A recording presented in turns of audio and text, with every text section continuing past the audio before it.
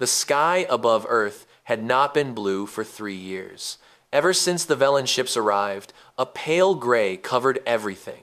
The massive ships blocked the sun. They hung in the air like metal mountains, silent and terrible. The Velen were tall creatures. They stood nearly 7 feet high with pale blue skin and 4 eyes that glowed soft purple in the dark. Their empire covered 12 star systems. They had conquered hundreds of planets. Earth was just another world to add to their collection. But Earth was different in one way. The Velen were all female. They had removed their males thousands of years ago. They saw males as dangerous and useless. When they studied humans, they decided human males were the same.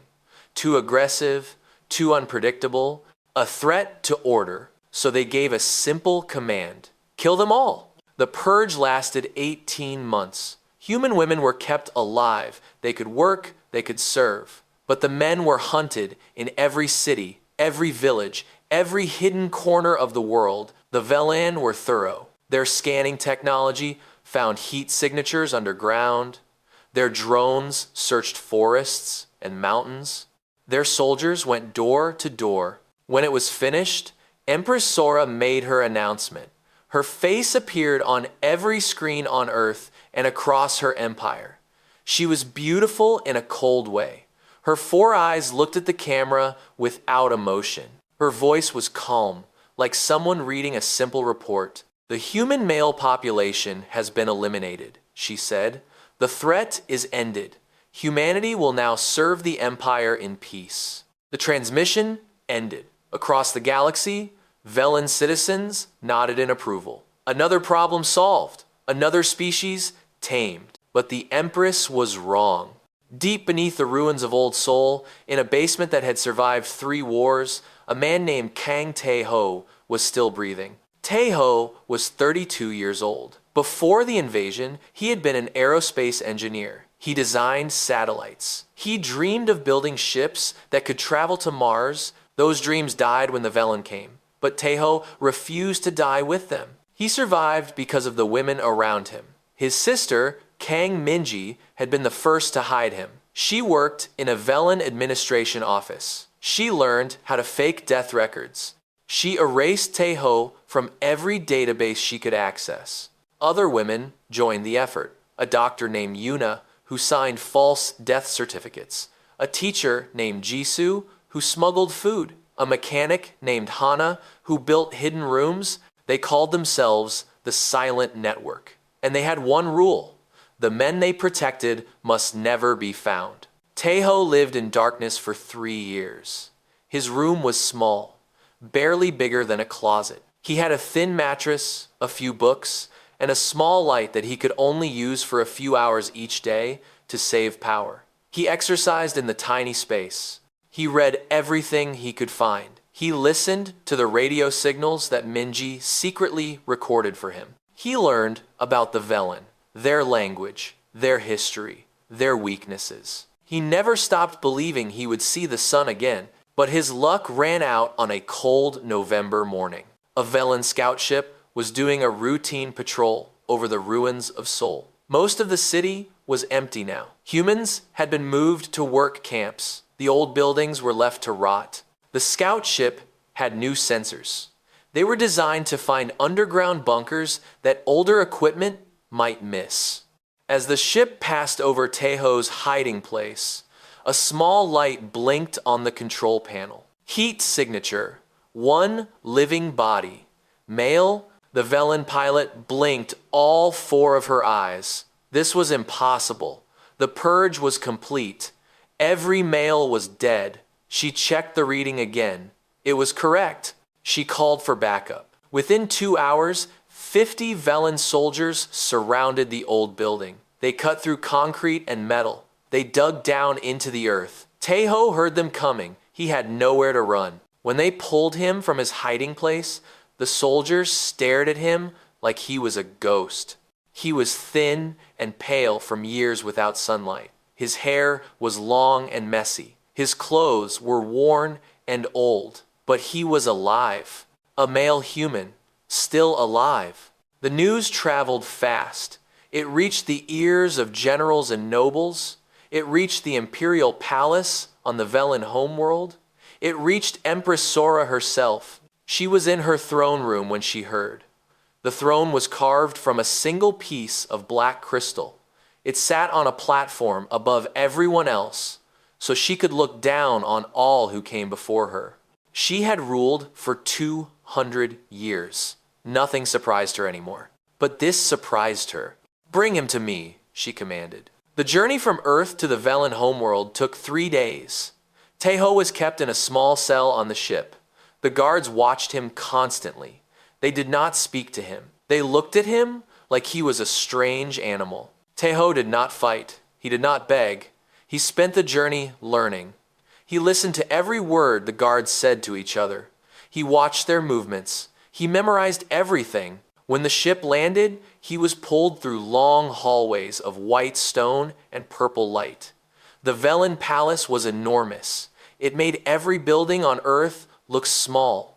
Statues of ancient Velen queens lined the walls. Each one looked powerful and proud. Finally, he reached the throne room. It was vast. The ceiling was so high that it disappeared into shadow. Hundreds of Velen nobles stood along the walls, all of them watching. At the far end sat Empress Sora on her black throne. The guards pushed Teho forward. He fell to his knees but quickly stood again. He would not kneel. Sora studied him. This was what her generals feared?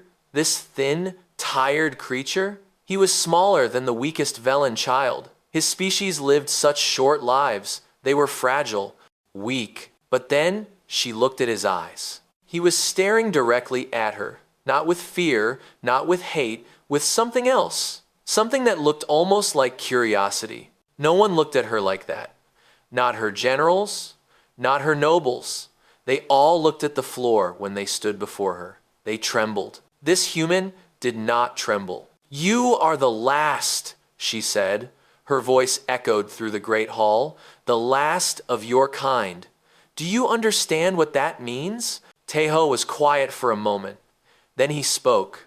His voice was rough from years of silence, but his words were clear. "It means you made a mistake." The nobles gasped.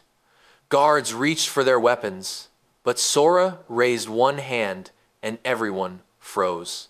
She leaned forward on her throne. For the first time in many years, she smiled. "Perhaps I did," she said softly. "Perhaps I did." She waved her hand at the guards. "Take him to the East Tower. Clean him. Feed him.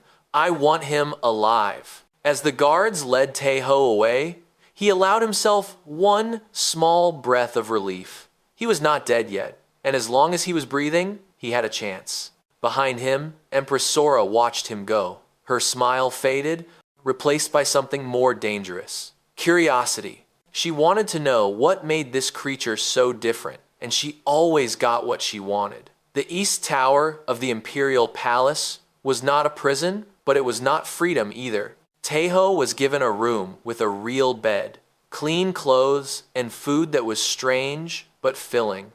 A window looked out over the Velen capital city. After 3 years underground, the sight of open sky almost made him cry. But guards stood outside his door at all hours. Sensors tracked his every movement. And a Velen captain visited him each morning to watch him like a scientist watching an experiment. Her name was Rin. Captain Rin was different from the other Velen soldiers. She was smaller than most, but her eyes were sharp and cold. She never smiled. She never showed any emotion at all. Her job was simple. Watch the human, report everything he did. On the first day, she stood in the corner of his room and stared at him while he ate breakfast. "You do not need to fear me," Teho said between bites. "I am not dangerous." "I do not fear you," Rin answered. "I am curious. My people killed millions of your kind. Why are you not angry?" Teho looked at her. "I am angry. But anger without a plan is just noise. I prefer to think." Rin said nothing. She wrote something on her data tablet and left. The days passed slowly. Teho was not allowed to leave his room except when summoned. But he was given access to information. The Empress wanted him to learn about Velen culture, she said. So, data tablets, filled with history and language lessons, arrived at his door. Taeho studied them all. He learned that the Velen had once been much like humans. Thousands of years ago, they had wars and conflicts. Males and females fought for power. Then a great queen named Sora I united the species. She decided that males were the source of all violence. Under her rule, Velen males were slowly eliminated. Within a few generations, they were gone completely. The Velen learned to reproduce without males. They used genetic technology to create new life. Each child was planned and designed. There were no accidents, no surprises. Everything was controlled. For 10,000 years, this system worked. The Velen Empire grew.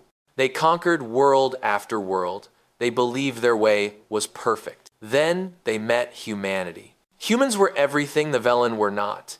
Chaotic, emotional, unpredictable. The Velen saw this as weakness. They expected humanity to fall easily. It did not. The conquest of Earth took longer than any other world.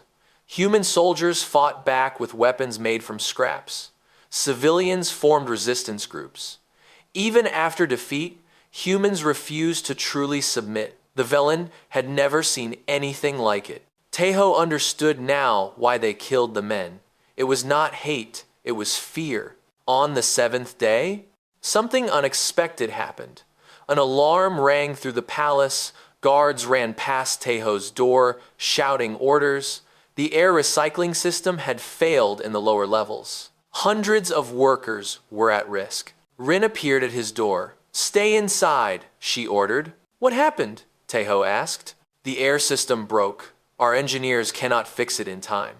There was tension in her voice. This was serious. Taeho stood up. "Let me look at it." Rin stared at him like he had said something insane. "You are a prisoner, and you are human. You know nothing about our technology. I was an engineer. Machines are machines. Let me try."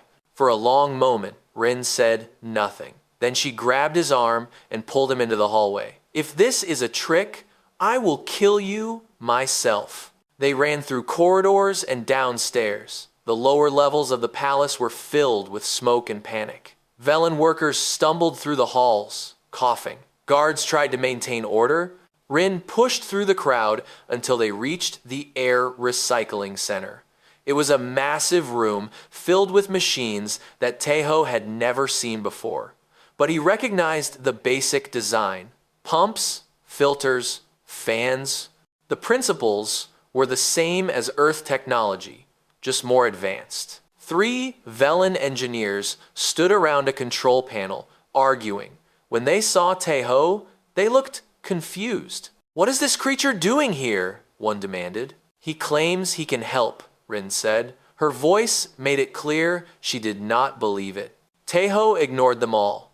He walked to the main control panel and studied the readings. Then, he walked to one of the large machines and pressed his ear against it. He listened. "There," he said, pointing to a section of pipe. "Something is blocking the flow." The pressure built up and triggered a safety shutdown. "Open that panel." The engineers did not move. "Do it," Rin ordered. One engineer opened the panel. Inside, a small component had cracked and shifted, blocking a critical valve. It was a simple problem, but the Velen diagnostic systems had been looking for complex failures. They missed the obvious. Taeho reached in and adjusted the component. He used a piece of metal from his sleeve button to hold it in place. "Try it now." An engineer restarted the system. For a moment, nothing happened. Then, the machines hummed to life. Clean air began flowing again. The room went quiet. Every Velen stared at Taeho. "How did you know?" Rin asked. Taeho shrugged. "On Earth, things break all the time. We learn to fix them fast or we die. Your people build perfect machines and forget that nothing stays perfect forever." He walked past them toward the door. "Can I go back to my room now? I was in the middle of a lesson." That night, word of what happened spread through the palace. The strange human had fixed a problem that confused Velen engineers. Some said he must have sabotaged the system himself. Others said he was more intelligent than expected. Empress Sora heard all the reports. She sat alone in her private chambers, reading the data on her screen. The image of Taeho's face looked back at her. He was not what she expected. None of this was what she expected. Her generals had told her that human males were simple creatures, driven by base emotions. Easy to understand, easy to control. But this one was calm, thoughtful. He watched and learned. He reminded her of someone. It took her a moment to realize who. He reminded her of herself. The next morning, Sora summoned Taeho to her private audience chamber. It was smaller than the throne room, decorated with ancient art and soft purple light. She sat not on a throne, but on a simple chair. She wanted to talk, not intimidate. Taeho stood before her, his hands clasped behind his back. "You impressed my engineers," Sora said. "They are not easily impressed." "It was a simple problem," Taeho replied. "Simple to you, not to them." She studied him with all four eyes. "Tell me, human, how did your species accomplish so much in so little time? You reached for the stars less than a century after discovering powered flight. My people took 5,000 years to achieve the same." Taeho thought for a moment. "We are impatient, and we are afraid." Afraid of what? Everything. Death, failure, being forgotten. He met her eyes. "Fear pushes us forward. We do not have time to wait." Sora leaned back in her chair. This was not wisdom she expected from a lesser species. "You are interesting, Kang Taeho," she said slowly. "Perhaps too interesting to waste. I will keep you close.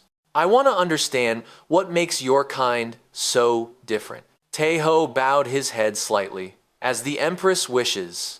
But as he left the chamber, his mind was already working. The Empress was curious about him. That meant she would keep him alive, and the longer he lived, the more he could learn. He was not just a survivor anymore. He was becoming something more. And somewhere deep inside, a plan began to form. The Imperial Palace was not just a building. It was a world of its own. Thousands of Velen lived within its walls. Servants and soldiers, nobles and advisors, scientists and artists. They all served the Empress, but they also watched each other. In the palace, information was power, secrets were weapons, and whispers could destroy lives. Taeho learned this quickly. After his success with the air system, things changed. He was no longer locked in the East Tower. Guards still followed him, but he was allowed to walk the palace gardens. He could visit the Great Library. He could even eat in the common halls where nobles gathered. Everywhere he went, Velen stared at him. Some looked curious, some looked disgusted. A few looked at him with something that might have been fear. Captain Rin remained his constant shadow. Her attitude had shifted slightly since the air system incident. She still did not trust him, but she no longer treated him like an animal. "Why do they stare?" Taeho asked one morning as they walked through a garden filled with strange purple flowers. "You are a novelty," Rin said. "Most have never seen a human male. Many believed your kind was gone forever. Your existence challenges what they thought they knew. Does it challenge what you thought you knew?" Rin was quiet for a moment. "I am a soldier. I follow orders. I do not have thoughts." Taeho smiled slightly. "Everyone has thoughts. Some are just better at hiding them." Their conversation was interrupted by a new presence. A tall Velen woman approached them across the garden.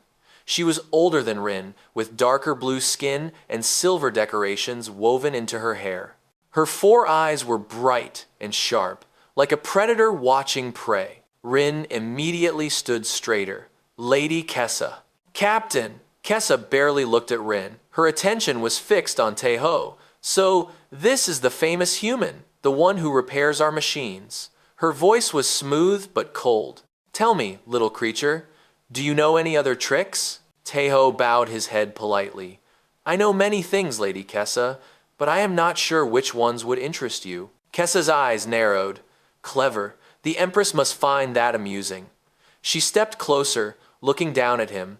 I wonder how long her amusement will last. Our people have rules for good reason. Males are chaos. Males are destruction. Every species that keeps them eventually falls into violence. Then perhaps we can teach you something new, Teho said calmly. Kessa's smile was thin and dangerous. I doubt that very much. She turned and walked away, her silver hair catching the light. When she was gone, Rin let out a small breath. You should not speak to Lady Kessa like that. Why? Who is she? The leader of the Pure Tradition faction.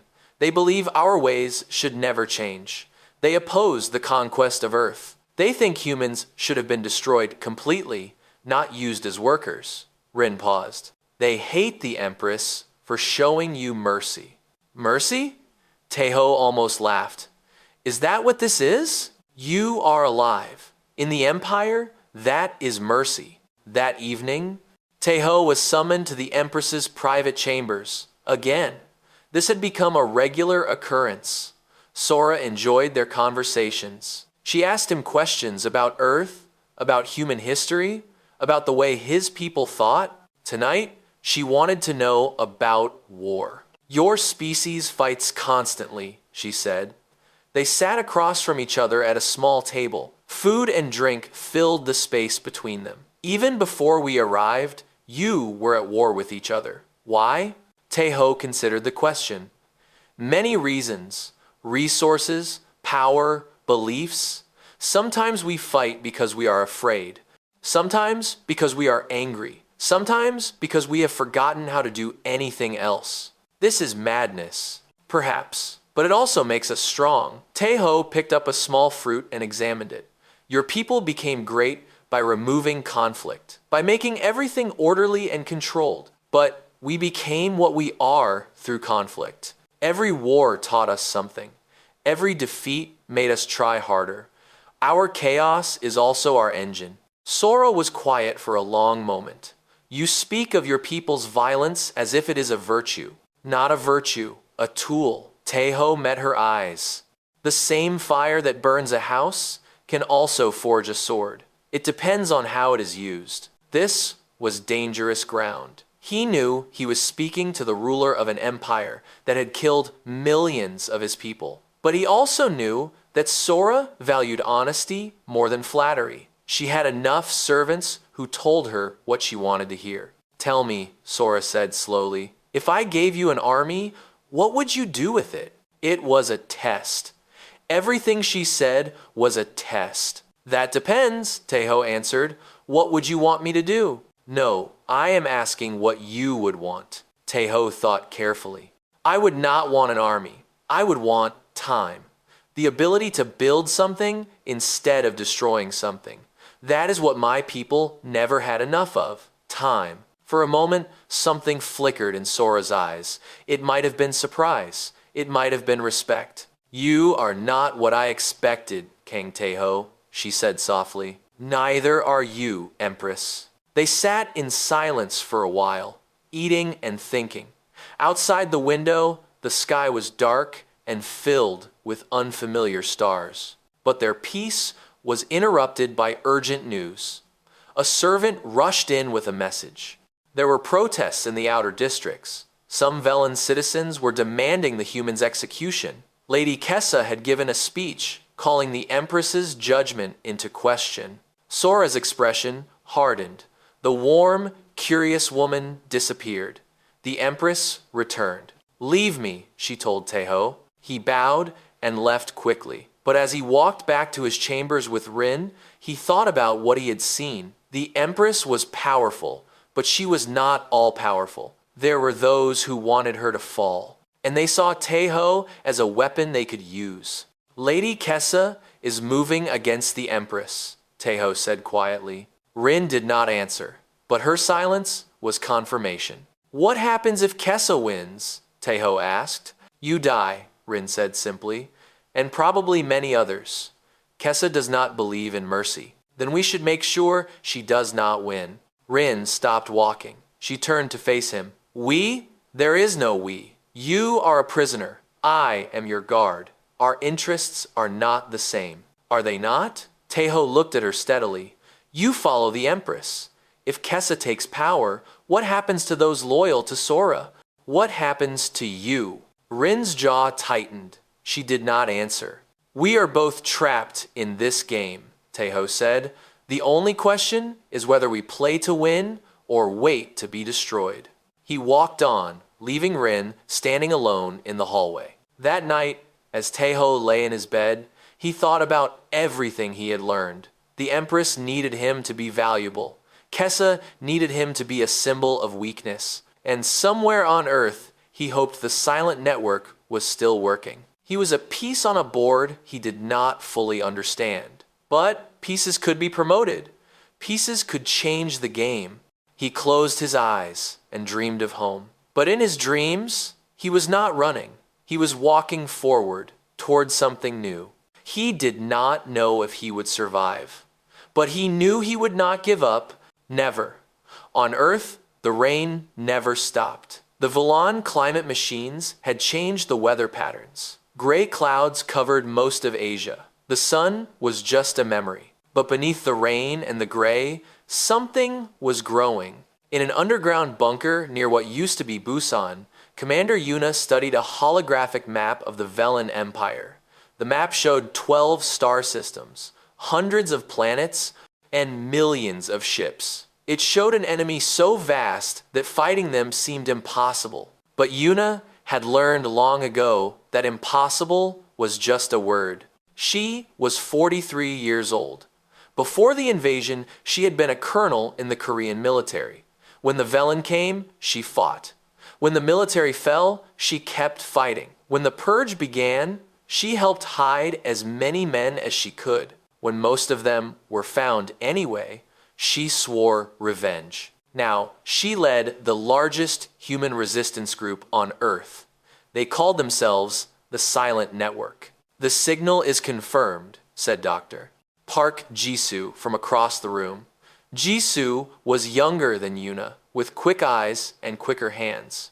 She had been a professor of computer science before the invasion. Now she was the network's chief strategist and communications expert. Teho is alive. He is in the Imperial Palace on the Velen homeworld. Yuna walked to Jisoo's station. On the screen was a decoded message hidden in a routine supply transmission from a Velen cargo ship. How do we know it is really him? Yuna asked. The code phrase, only the people I trained would know it. Jisoo pointed to a specific line of data. It says, the engineer remembers the broken satellite. I told that story only to the people I helped hide. It was our emergency signal. Yuna nodded slowly. Kang Tae-ho. She remembered him. Quiet, thoughtful. Not a fighter, but someone who never stopped thinking. If anyone could survive in the heart of the enemy, it might be him. What else does it say? Jisoo translated the rest. The Empress is keeping him alive. He has access to parts of the palace.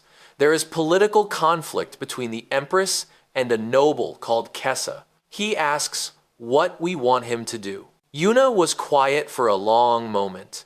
Around her, the bunker hummed with activity. Dozens of women worked at stations, monitoring enemy communications, coordinating supply runs, keeping the resistance alive. Most of them had lost fathers, brothers, husbands, sons. They had every reason to hate, every reason to want blood. But revenge alone was not enough. Yuna knew that. If they attacked without a plan, they would die, all of them, and humanity's chance would die with them. How many of our people are inside the Empire? She asked. 317 confirmed, Jisoo said. Spread across 42 planets. Most are in labor positions, cleaning, maintenance, factory work. The Velen do not pay attention to us. They think human women are harmless. Their mistake. Yes. Jisoo almost smiled. Our people have been gathering information for 2 years. Maps of important buildings, security schedules, weakness in their systems. We know more about the Velen Empire than they think. Yuna turned back to the holographic map. Her eyes moved to the center, where the Velen homeworld glowed bright purple. Can we get a team there? Jisoo's fingers danced over her keyboard. Possibly. There is a cargo route that passes through the homeworld system. If we can get people on one of those ships, she paused, it would be dangerous. If they are caught, they die, and they cannot come back. Ask for volunteers. Explain everything. No one goes unless they choose to. What is the mission? Yuna thought about Taeho, alone in the enemy palace. She thought about the conflict between the Empress and Lady Kessa. She thought about all the pieces on the board. 2 objectives, she said finally. First, we make contact with Taeho. He is our eyes and ears in the palace. We need to communicate with him directly. Second, we prepare for a larger operation. I do not know what yet, but when the moment comes, we need people in place. How will we know when the moment comes? We will know. Yuna's voice was hard as steel. The Velan think they control everything, but control is an illusion. Things break. People make mistakes. When they do, we will be ready. Over the following weeks, the network worked in silence. Messages passed through hidden channels. Volunteers were selected and trained. 12 women were chosen for the mission to the homeworld. All of them knew they might never return. The youngest was named Hana. She was 24, a former medical student whose father and 3 brothers had been killed in the purge. She had been with the network for 2 years, running supplies and fixing equipment. When she heard about the mission, she was the first to volunteer. Why? Yuna asked her privately. Because someone has to, Hana said simply, and because I am tired of hiding. The team left on a rainy night in March. They hid in cargo containers on a Velen transport ship. They would spend 3 weeks in darkness, eating protein bars and drinking recycled water. If the Velen found them, they had pills that would end their lives quickly. Capture was not an option. Jisoo gave them the final briefing before they left. Once you reach the homeworld, scatter, find work, stay invisible, wait for contact. She handed the team leader, a woman named Somi, a small device. This communicator is disguised as a cleaning tool. Taeho will know how to find you. His message said he has someone who might help. A Velen guard who is not loyal to Lady Kessa. Somi took the device. She was older than the others, with gray in her hair and calm eyes. We understand. One more thing, Jisoo looked at each of them. This is not a suicide mission. We need you alive. Take risks only when necessary. If you have to choose between the mission and survival, choose survival. Dead soldiers cannot fight. They nodded, they said their goodbyes, and then they were gone, swallowed by the belly of an alien ship. Yuna watched the ship rise into the gray sky until it disappeared among the clouds. Do you think they will make it? Jisoo asked. I do not know. Yuna's voice was heavy. But I know we had to try. That night, Jisoo sent one final message to Taeho through their hidden channel. It was short, simple, but it carried the weight of millions of lost lives. Keep her attention. We are coming. Far away, in the Imperial Palace, Taeho received the message through a young Velen servant who had been secretly recruited. He read the words twice, then destroyed the device. We are coming. For the first time in 3 years, Taeho felt something he had almost forgotten. Hope. He walked to his window and looked out at the alien stars. Somewhere out there, his people were moving, planning, fighting in their own quiet way. They had not forgotten him. They had not given up. Neither would he. The game was about to change, and Kang Taeho intended to be ready. The Council of Matriarchs met once every 10 days in the Great Hall beneath the palace. 20 of the most powerful Velen nobles sat in a circle around a central platform. From here, the empire was truly ruled. Even the Empress had to listen to their voices. Today, they spoke of only one thing. The human must die, Lady Kessa declared. She stood at the center of the circle, her voice ringing through the hall. Every day he lives is an insult to our ancestors. Every moment the Empress protects him weakens our traditions. For 10,000 years, we have prospered without males. Now she brings one into our most sacred spaces? Murmurs of agreement rippled through the council. Kessa had been building support for months. Many nobles who had stayed neutral were now leaning toward her side. Empress Sora sat on her elevated throne, watching the scene with cold eyes. She had expected this moment. She had prepared for it. Lady Kessa speaks of tradition, Sora said. Her voice was calm, almost bored. She speaks of ancestors, but let us speak of truth. She stood and descended the steps to the central platform. The nobles watched her every move. Our ancestors were powerful, Sora continued, but they also believed many things that we now know are wrong. They thought our star was the only star with life. They thought our form was the only form of intelligence. They were wrong about many things. Perhaps they were wrong about this too. Blasphemy, Kessa hissed. No, progress. Sora stopped at the center of the platform, directly in front of Kessa. The human has shown capabilities we did not expect. He repaired a system our engineers could not fix. He speaks our language better than some of our citizens. He has knowledge that could be valuable to the Empire. He is a male.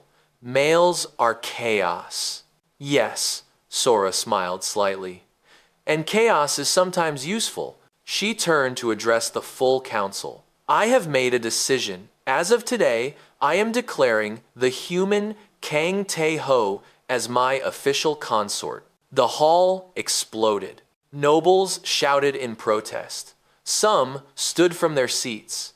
Guards around the room tensed, hands moving to weapons. Lady Kessa's face twisted with shock and rage. This is madness, Kessa screamed. The position of consort has not existed for 10,000 years. You cannot simply bring it back for a primitive creature. I am Empress. Sora's voice cut through the chaos like a blade. I can do what I wish. She raised her hand, and the room slowly fell silent. Let me explain what this means, Sora said. By naming the human as consort, I am claiming him as property of the Imperial throne. He belongs to me. Any attack on him is an attack on me personally. Any challenge to his position is a challenge to my authority. She looked directly at Kessa. Do you wish to challenge my authority, Lady Kessa? Kessa's jaw tightened. For a long moment, the two most powerful Velen in the room stared at each other. The air felt electric. Finally, Kessa stepped back. I would never challenge the throne. Her voice was controlled, but everyone could hear the hatred beneath it. I simply worry for the Empire's future. Then trust your Empress to protect it. The council ended. But everyone knew this was not over. News of the announcement spread like fire. Within hours, every planet in the Empire knew. The Empress had taken a human male as consort. It was unprecedented.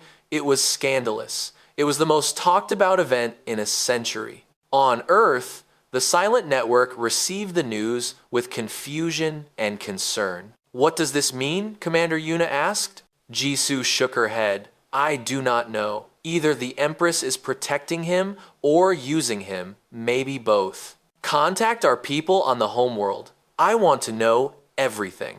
In the palace, Te-Ho learned of his new position from Captain Rin. She came to his room in the middle of the night, her expression troubled. You heard? She asked. No, tell me. She explained everything. The council meeting, the announcement, the meaning of the consort position. Te-Ho listened without reaction.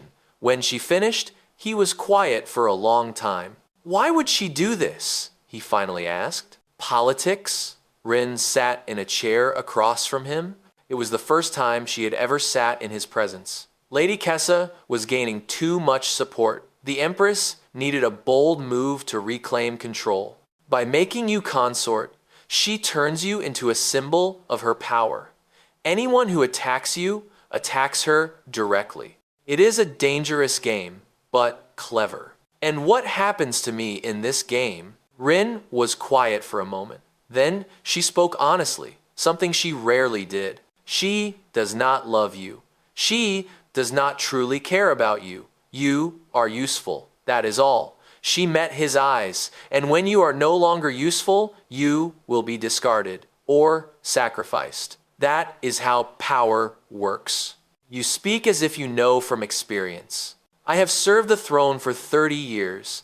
I have seen many who thought they were important. Most are forgotten now. Taeho stood and walked to the window. The city lights spread out below him. Millions of Velen living their lives, unaware of the games being played above them. Then I must make sure I remain useful, he said softly. You cannot control that forever. No, he turned to face her. But I can control other things. I have been watching, Captain, learning. The Empress is strong, but her empire has cracks. Lady Kessa is not the only one who is unhappy. There are systems that do not work perfectly. There are planets that feel forgotten. There are people who question. Rin frowned. What are you saying? I am saying that I will not wait to be discarded. If I am going to be a piece on this board, I will move myself. I will find allies. I will build something. And when the moment comes, I will be ready. That sounds like treason. Against whom? I am a human. Your empire killed my people. I owe you nothing. He stepped closer to Rin. But I do not want to fight you. I want to survive. And I think deep down, you want the same thing. Rin said nothing for a long moment. Then she stood. I am loyal to the Empress, she said. I know I will not help you against her. I am not asking you to. Rin walked to the door. She paused with her hand on the frame. But if Lady Kessa moves against you, I will protect the Empress's property. That is my duty. She left without looking back. Taeho let out a slow breath. It was not much, but it was a start. Over the following days, Taeho began to move more carefully. He attended palace functions as the consort, standing beside the Empress at formal events. He smiled and bowed and played the role of a tamed creature. But behind the mask, he was watching, learning, connecting. He made contact with servants who felt mistreated. He found engineers who were frustrated with inefficient systems. He discovered that the empire, for all its power, was held together by habits and fear more than true loyalty. And somewhere in the lower levels of the palace, a team of human women had arrived. They worked in the laundry rooms and cleaning stations. No one paid attention to them. No one saw them waiting. The moment was coming. Taeho could feel it like a storm building on the horizon. He just had to stay alive long enough to see it.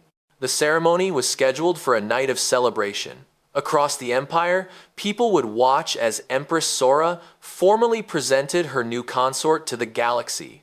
Fireworks would fill the sky above the capital. Music would play in every city square. It was meant to be a show of power and control. Instead, it became the night everything changed.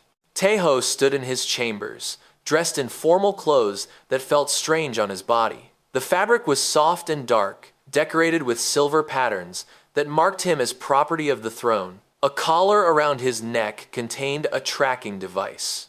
He was dressed like a treasure, but he was still a prisoner. Captain Rin waited by the door. The ceremony begins in 1 hour. Are you ready? Does it matter if I am? Rin did not smile. No, it does not. They walked through the palace corridors together. Guards lined every hall. Nobles moved in groups, dressed in their finest clothes. Everyone was watching everyone else. The air smelled of perfume and tension. In the great hall, thousands of seats had been arranged before a massive stage. At the center stood 2 thrones, one for the Empress, one for her new consort. It was the first time in 10,000 years that 2 thrones had stood together. Taeho took his position beside the stage and waited. The hall filled slowly with nobles and officials. Lady Kessa sat in the front row, her face calm but her eyes burning with cold hatred. Beside her sat her supporters. Men and women who believed the old ways were the only ways. Empress Sora arrived last. She walked down the center aisle with perfect grace, her gown flowing like water behind her. Every eye in the room followed her. She climbed the stairs to her throne and sat. Then she looked at Taeho and gestured for him to join her. He climbed the stairs. He sat on the second throne. The crowd murmured, "People of the Empire," Sora began, her voice amplified to fill the hall. "Tonight we celebrate a new era. For too long we have believed that strength means unchanging tradition. But true strength is the ability to adapt, to grow, to embrace what we do not understand." Outside, the first fireworks exploded in the night sky. Colors lit up the windows. The sound was like distant thunder. Sora continued speaking, but Taeho was not listening. He was watching the crowd. Something felt wrong. There was movement near the edges of the hall, servants carrying trays, cleaning staff walking along the walls, guards who seemed to be watching the Empress instead of watching the crowd. Then he saw Somi. She was dressed as a serving woman, carrying a tray of drinks. Her face was calm, but her eyes met Taeho's for just a moment. She gave the smallest nod. It was time. Across the Empire, everything happened at once. On 12 different planets, power stations went dark. Communications relays failed. Ships in dock found their engines sabotaged. Human workers who had been ignored for years moved together with perfect coordination. They did not attack with weapons, they attacked with chaos. They broke the systems that kept the Empire running. On the homeworld, the lights in the palace flickered. Murmurs spread through the crowd. Sora paused in her speech. She looked at her guards with sharp eyes. What is happening? Before anyone could answer, the doors at the back of the hall burst open. A group of Velen soldiers rushed in, but they were not coming to protect the Empress. They raised their weapons and fired at the stage.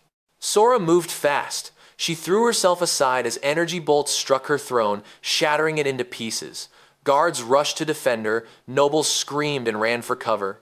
The hall became chaos. Lady Kessa remained seated. She watched the attack with a small smile. Taeho understood immediately. This was Kessa's move. She had sent assassins disguised as soldiers. In the confusion, she would claim the Empress was killed by human rebels. She would take power. She would blame everything on him. He had seconds to decide. He could run. In the chaos, he might escape. He could find Somi and the other humans. They could flee into the city, disappear into the crowds. Or he could do something unexpected. Taeho jumped from the stage and ran toward the Empress. A bolt of energy passed close to his head. He did not stop. He reached Sora just as another assassin aimed at her back. He pushed her down. The bolt hit his shoulder instead. The pain was like fire. He fell to the ground, gasping. His vision blurred. But he saw the assassin raise his weapon for another shot. Then Rin was there. The captain moved like lightning. Her blade cut through the air and struck the assassin down. Other loyal guards followed her lead. Within moments, the attackers were dead or captured. Rin knelt beside Taeho. "Why?" she demanded. "Why did you save her?" Taeho's voice was weak.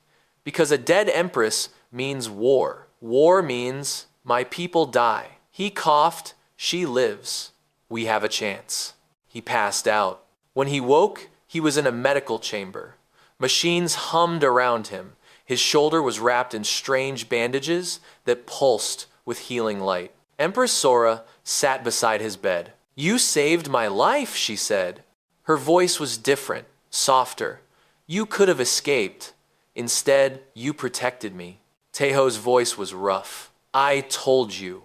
I do not want war. I want time." "You are strange, Kang Taeho." She studied him with all four eyes. "I have ruled for 200 years. I have seen every kind of betrayal, every kind of loyalty. I thought I understood all creatures, but I do not understand you."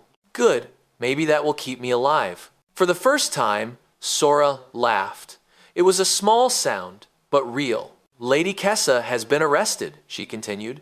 Her supporters are being rounded up. The rebellion across the empire has been contained, but the damage is significant. Many systems are still offline. Tae-ho tried to sit up.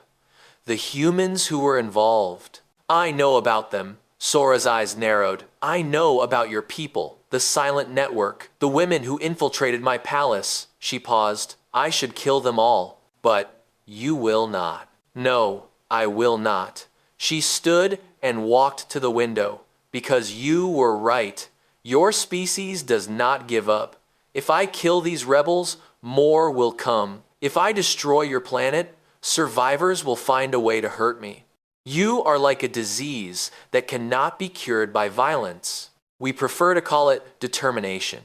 Sora turned back to him. Then let us try something different. Something that has never been done before. Let us talk. Not as conqueror and conquered, but as equals. Tae-ho stared at her for a long moment. I am listening, he said. Outside, the sun rose over the Velen capital. The fires from the night were out. The broken systems were being repaired. The empire was wounded but still standing. And for the first time in 3 years, humans and Velen began to speak of something other than war. Representatives from the Silent Network traveled to the Velen homeworld for the first time in history. They came not as prisoners, but as diplomats. Commander Yuna led the delegation. Dr. Park Jisoo handled communications. Other leaders from resistance groups across Earth joined them. They sat across the table from Empress Sora and her advisors. The discussions were long, difficult, and sometimes heated. Centuries of pain and hatred could not be erased with words. But slowly, carefully, agreements began to form. Tae-ho watched most of the negotiations from the side of the room. His shoulder had healed, but he carried a scar that would never fade. It was a reminder of the night that changed everything. He was no longer called consort. That title had been a political move, and politics had changed. Now, he was something else, something without a name. He was human, but he lived among Velen. He had saved the Empress, but he had also helped the rebellion. He belonged to no side completely, which meant he could speak to all sides. It was a strange position. It was also exactly where he needed to be. Lady Kessa was executed on the 23rd day of negotiations. The ceremony was private. Only a few nobles witnessed it. Sora did not attend. She simply ordered it done. I do not enjoy death, she told Tae-ho afterward, but some actions must have consequences. Kessa tried to destroy what I built. She would have killed millions in her civil war. This was necessary. I understand, Tae-ho said. He did not approve, but he understood. That was enough. On the 47th day, an agreement was finally reached. Humans would be granted autonomy on Earth. Velen forces would remain, but only as observers, not rulers. Humans could govern themselves, rebuild their cities, and live by their own laws. In exchange, humanity would not seek revenge. The violence would end. Trade routes would open between human and Velen worlds. Knowledge would be shared. Human engineers could study Velen technology. Velen scientists could learn from human adaptability. Both species had something to offer. Most importantly, humans would have representation in the Imperial Council. One seat, one voice. It was small, but it was something that had never existed before. A conquered species with a voice in their conqueror's government.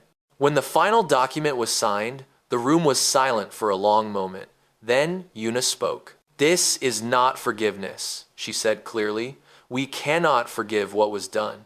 But this is a beginning, a chance to build something different. Sora nodded slowly. We do not ask for forgiveness. We ask only for time. Time to prove that we can change. Then we will see what time brings. The delegations returned to their homes. Earth began the long process of rebuilding. Velen soldiers stepped back from direct control. Slowly, painfully, trust began to form. Tae-ho remained on the Velen homeworld. He became an unofficial ambassador, speaking for humans in ways that official diplomats could not. He helped translate not just language, but culture. He explained to Velen nobles why humans acted the way they did. He helped human visitors understand Velen customs. It was exhausting work. Some days, he wondered why he bothered. The galaxy was vast, and the problems seemed endless. Old hatreds did not disappear just because leaders signed papers. On some planets, violence continued. On others, distrust made cooperation impossible. But there were also moments of hope. A Velen engineer and a human scientist worked together to solve a problem neither could solve alone. A Velen child asked a human worker to tell her stories about Earth. An old Velen noble admitted, quietly, that perhaps not all change was bad. Small moments, easy to miss, but Taeho saw them, and each one gave him strength. 1 year after the agreement, Commander Yuna visited the homeworld. She and Taeho stood together on a balcony overlooking the capital city. The purple towers stretched toward the sky. Ships moved between buildings like metal birds. It was alien and strange, but also somehow beautiful. I still hate it here, Yuna said. The air smells wrong. The food tastes strange. Every time a Velen looks at me, I remember what they took from us. I know, Taeho said quietly, but I also see what you have done. The agreements you helped build, the lives you helped save. She looked at him with something like respect. My brother was killed in the purge. I wanted revenge more than anything. For years, I dreamed of burning their cities. And now, Yuna was quiet for a moment. Now I dream of my brother's children, the ones he never had. The ones who might exist someday because of peace instead of war. She shook her head. I do not know if this is weakness or wisdom, but I have chosen to try. That is all any of us can do. They stood in silence, watching the alien sun set over the alien city. They will never fully trust us, Yuna said finally, and we will never fully trust them. Taeho nodded. Probably not. But trust is built slowly, generation by generation. Maybe our grandchildren will see something we cannot. Do you really believe that? He thought for a long moment. He thought about everything he had survived. The years in darkness, the palace intrigues, the moment he chose to save his enemy, the endless negotiations and compromises. I believe we have to try, he said. The universe is too big and too dangerous for us to fight alone. Humans and Velen together could do things neither could do separately. We could explore further, build greater, survive longer, he smiled slightly. Or we could keep killing each other until nothing is left. That is always a choice too. Some would prefer that choice. Some would, but I think most want to live. Most want something better. That is what I believe. Yuna shook her head slowly. You have changed, Taeho. The engineer I knew would never have spoken like this. 3 years in a basement will change anyone, and 3 years in a palace will change them more. He looked at her. We are all changed. The question is what we do with those changes. Behind them, a door opened. Captain Rin stepped onto the balcony. The Empress wishes to see you, she said to Taeho. Her voice was formal, but her eyes showed something softer. After everything they had been through, she had become something like a friend. She would never admit it, neither would he, but it was there. Tell her I am coming, Taeho said. Rin nodded and left. Yuna watched her go. You have strange allies in strange places. The strangest allies are sometimes the most valuable. He turned to leave, but Yuna caught his arm. Taeho. Her voice was serious. Whatever happens next, remember who you are. You are human. You are one of us. Do not lose that in all the politics and compromises. I will not forget. He walked back into the palace. Through corridors he now knew by heart, past guards who nodded in respect. Toward a throne room where an empress waited to discuss the future. Behind him, the sun set. Another day ended. Ahead, the stars were coming out. Millions of them. each one a world, each one a possibility. Humanity had been conquered, humanity had been broken, humanity had lost everything, and yet here they were, still standing, still fighting, still refusing to disappear. The Velen had learned something in the past year. They had learned that killing an enemy was easy, but destroying their spirit was impossible. Humans would never stop, and the galaxy would never forget.